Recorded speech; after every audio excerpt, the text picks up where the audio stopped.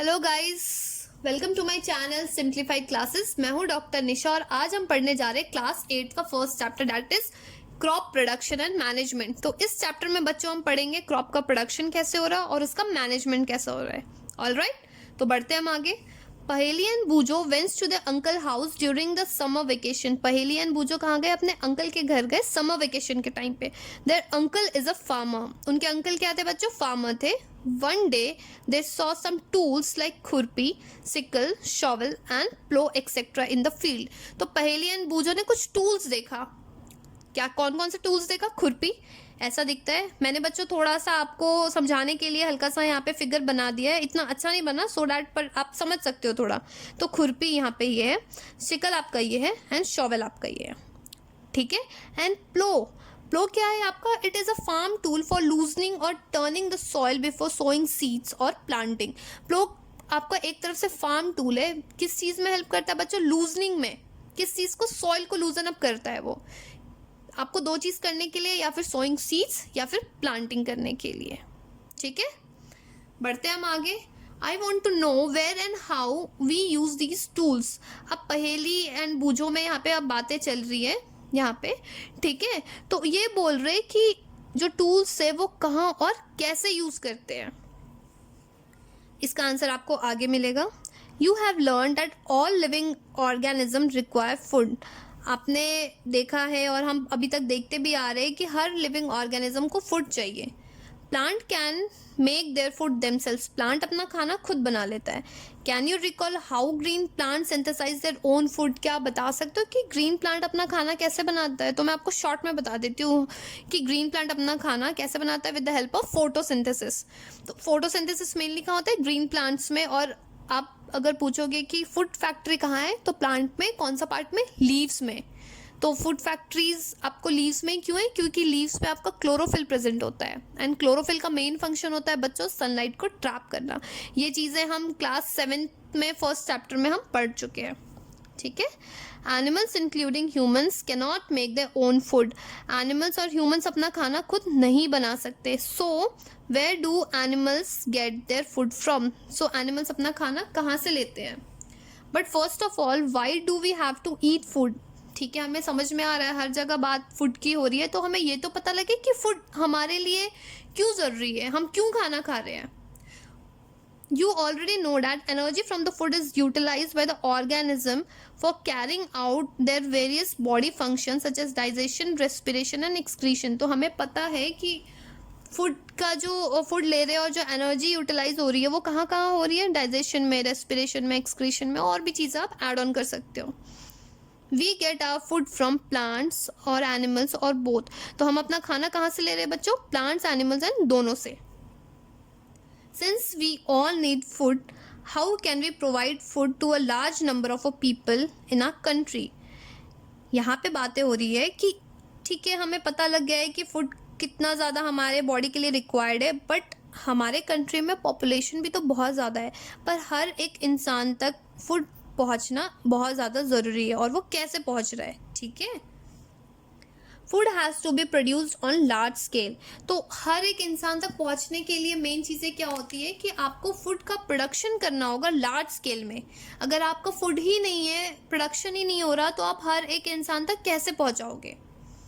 In order to provide food for a large population को food को provide करने के लिए हमें क्या क्या ज़रूरत है बच्चों? Regular production first, second proper management and third distribution. तो ये तीन चीज़ें आपको बहुत ज़्यादा ज़रूरत होती है लार्ज पॉपुलेशन में फूड को प्रोवाइड करने के लिए।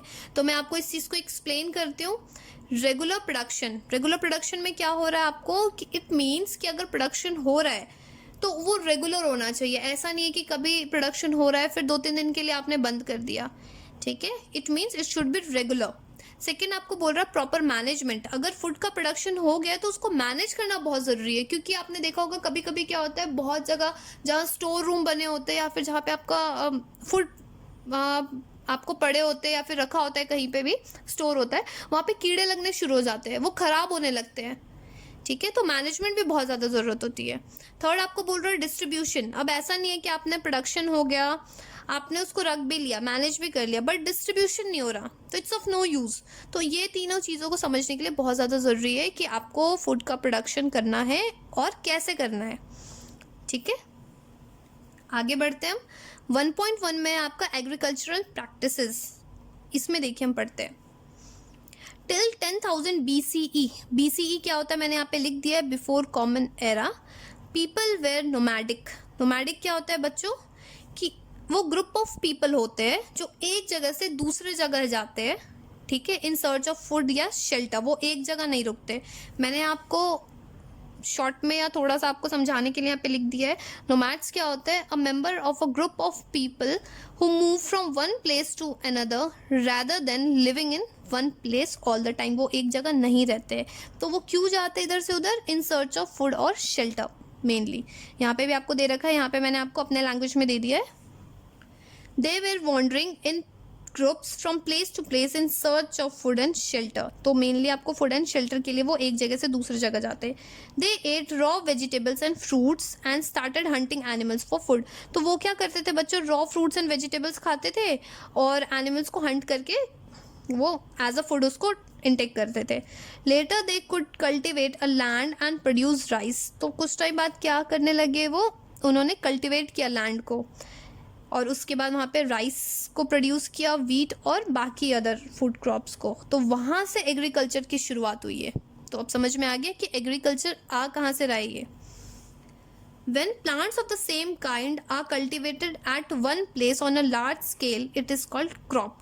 तो इम्पॉर्टेंट है यहाँ पे, आपको डेफिनेशन में आ सकता है कि जब भी आपको प्लांट मीन्स आपको सेम काइंड के एक पर्टिकुलर एरिया में प्रोड्यूस हो रहा है और लार्ज स्केल में आप उसे प्रोड्यूस कर रहे हो, so that is known as crop.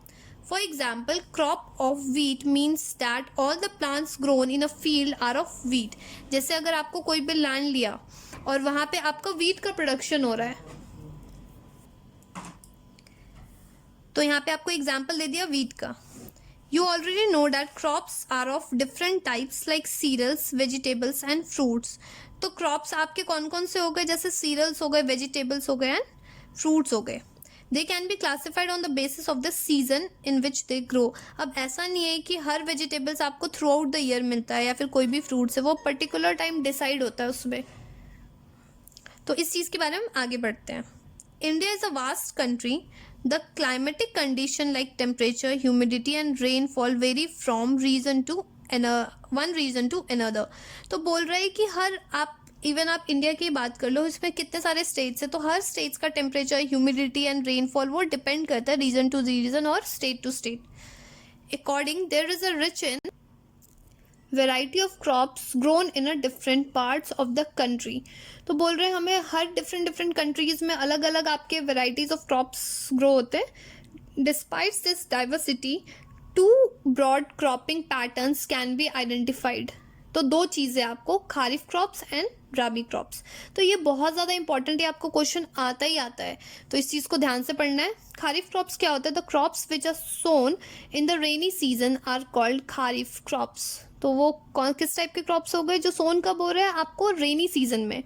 The rainy season in India is generally from June to September. Rainy season कब होता है आपको, मेनली जून से सितंबर के बीच में।